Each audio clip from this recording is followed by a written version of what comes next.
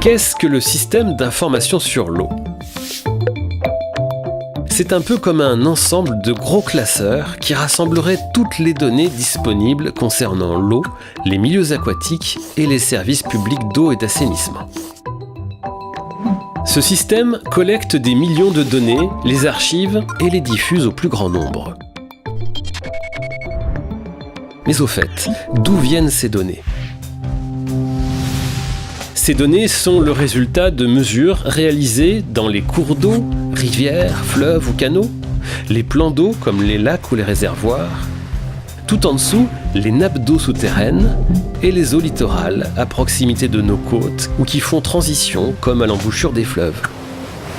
Des mesures réalisées par des organismes qui, historiquement, s'intéressent à ces différents environnements, comme l'IFREMER pour les eaux littorales, les géologues du BRGM pour les nappes d'eau souterraines, les agences de l'eau qui perçoivent des redevances notamment sur les quantités consommées et surveillent la qualité des eaux de leur bassin, l'ONEMA concernant les poissons et l'hydromorphologie, mais aussi les communes, les services de l'État, les associations, des chercheurs, des bureaux d'études.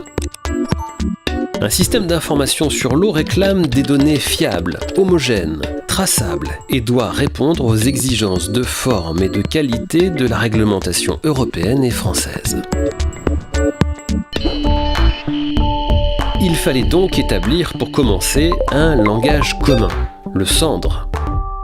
Le rapprochement des acteurs de l'eau a permis d'établir des protocoles communs. De la production à la diffusion, les différentes étapes sont encadrées par des dispositifs qualité. Concernant le choix du lieu et le type de mesure à réaliser suivant les objectifs visés. Pour prélever et mesurer, pour contrôler la qualité de cette mesure avant qu'elle ne rejoigne les banques de données.